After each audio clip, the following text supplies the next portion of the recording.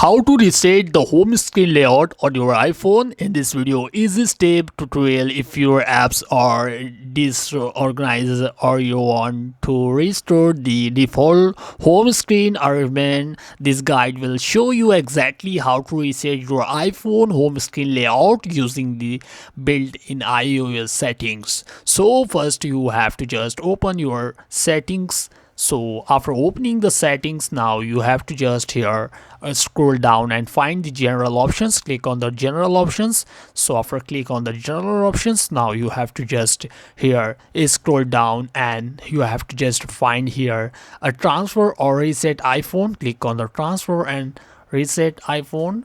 So now you can see here reset.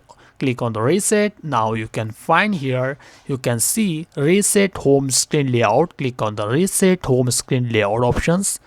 So after clicking the reset home screen layout options, you can find here reset home screen. Click on the reset home screen.